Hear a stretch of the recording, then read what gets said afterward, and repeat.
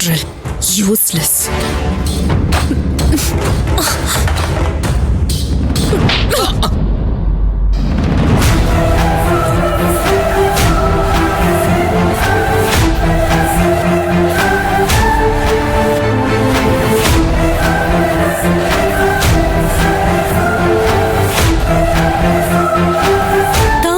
ഇവിടുത്തെ പ്യൂണല്ലേ?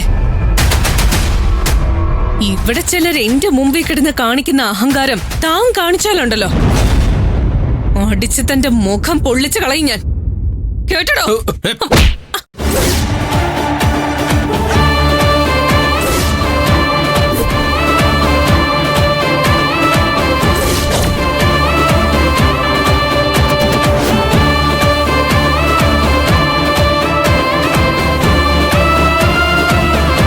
ഇത്രയും പേരുടെ മുമ്പിൽ വെച്ച് നിന്നെ ഞാൻ തിരിച്ചടിക്കാത്തത് എന്താണെന്ന് അറിയോ?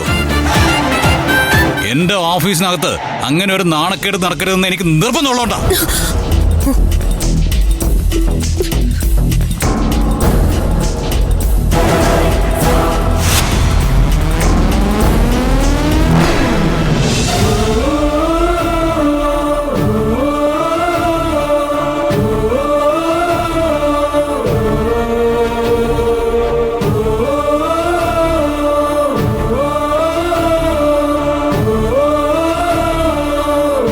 താഴെ വീണതാ സാറേ, ഞാനെടുത്ത് പോക്കറ്റിലിട്ടു. സാരമില്ലട്ടാ മിത്ര, താൻ ചെയ്തത് തെറ്റാ.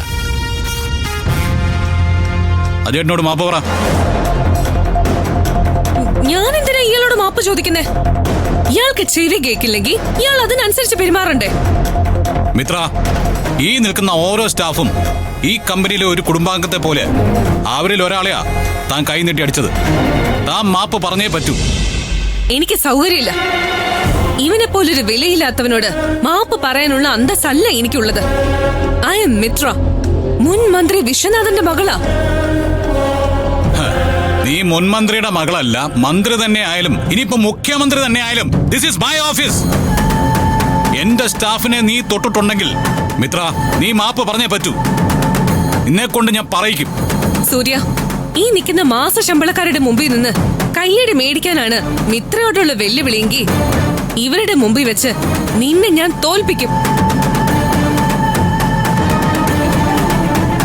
മിത്രയെ കൊണ്ട് മാപ്പ് പറയിക്കാൻ ഇവിടെ ആരെ കൊണ്ടും പറ്റില്ല. എനിക്ക് നേരെ ഇവിടെ ആരെങ്കിലും കൈ ചൂണ്ടി സംസാരിച്ച എന്റെ അച്ഛനെ വിളിച്ച് ഞാൻ വിവരം പറയും.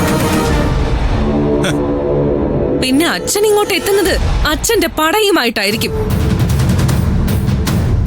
ഈ ഓഫീസ് നിൽക്കുന്ന സ്ഥാനത്ത് പിന്നെ ഒരു കല്ല് പോലും നേരെ നിൽക്കില്ല. നീ ഓർത്തോ? നിങ്ങൾ കേട്ടല്ലോ അവള് പറഞ്ഞത്. അജയേട്ടന് സംഭവിച്ച ഈ അപമാനം നമുക്കെല്ലാവർക്കും സംഭവിച്ചത് തന്നെയാ. ഒരു കാരണവശാലും ഇത് നമ്മൾ വിട്ടുകൊടുക്കില്ല. മിത്ര മാപ്പ് പറയുന്നത് വരെ നിങ്ങൾ ആരും പണിയെടുക്കണ്ട. ഓ, പണി മുടക്കോ? എങ്കത് നടക്കട്ടെ. ഇതിന്റെ പേരിൽ ഏതെങ്കിലും ഒരുത്തൻ ഇന്നത്തെ ദിവസമെന്നല്ല, ഒരു മിനിറ്റ് പോലും പണിയെടുക്കുന്നതിന് താമസം ഉണ്ടായ നാളെ അവർ ഈ ഓഫീസിൽ ഉണ്ടാവില്ല.